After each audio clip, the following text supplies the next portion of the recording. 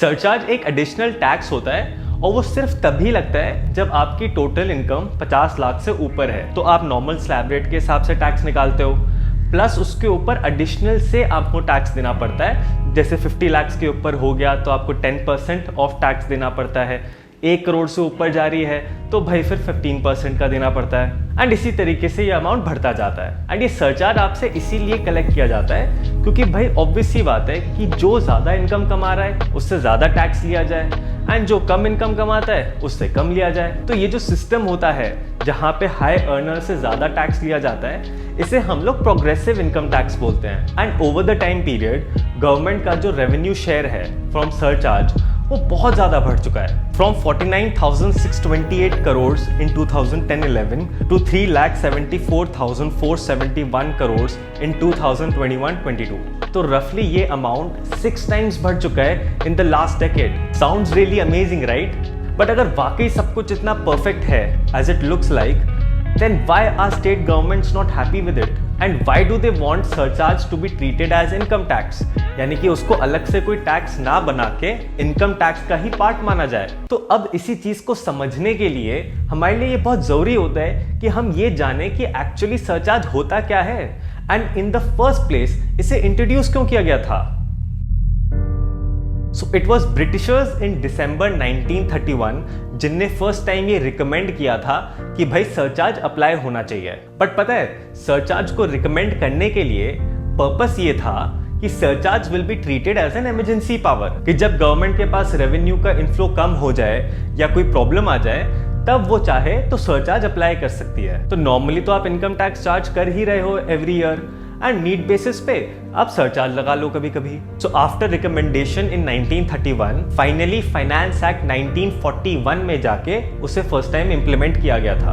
And क्योंकि इसका nature temporary basis था इसलिए इसको कुछ ही टाइम में फ्रॉम 1946 टू 1950 विड्रॉ कर लिया गया था। एंड अगेन इन 1951 जिस ईयर हमारे कंट्री के हालात खराब थे due to natural calamities like earthquake, floods, droughts, तो इन्हीं चीजों को देखते हुए इन्फ्लेशन के थ्रेट से government again introduce surcharge in 1951।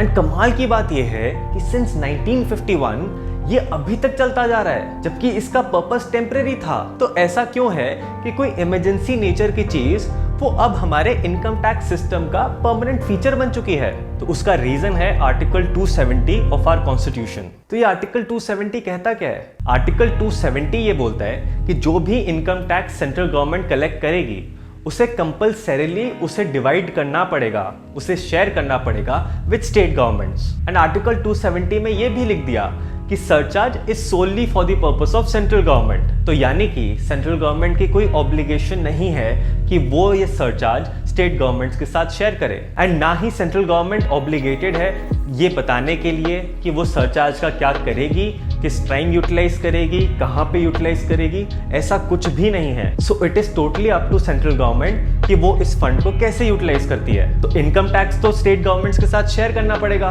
But surcharge वो तो सोलली सिर्फ सेंट्रल गवर्नमेंट का है। तो यहां से इट इज प्रीटी क्लियर कि सेंट्रल गवर्नमेंट क्यों रैशनलाइज नहीं करना चाहता स्लैब रेट्स को एंड क्यों वो चाहता है कि भाई सरचार्ज ही लगता जाए। क्योंकि अगर सेंट्रल गवर्नमेंट रैशनलाइज करता है स्लैब रेट्स को यानी वो उस हिसाब से स्लैब रेट्स बनाता है सो दैट सरचार्ज का इफेक्ट अपने आप उसमें आ जाए तो भाई फिर इनकम टैक्स तो शेयर करना पड़ जाएगा और सरचार्ज वो तो कोई जरूरत ही नहीं है। एंड ये सिस्टम जहां पे एक टैक्स जो टेम्पररी नेचर का था उसे लगा के ग्रेजुअली वो एक परमानेंट नेचर का बन गया, ये सिर्फ इंडिया में नहीं हो रहा, this is happening in other countries as well like Germany, France, Australia, UK. तो ये था रीजन कि क्यों सरचार्ज को इंट्रोड्यूस किया गया था एंड एक्चुअली सरचार्ज होता क्या था। एंड अब तो ये सरचार्ज खत्म हो जाना चाहिए था ना, क्योंकि अच्छे दिन आ गए राइट? कि सब लोगों के तो अच्छे दिन आए।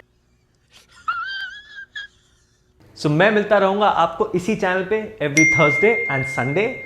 Take care and have a nice day.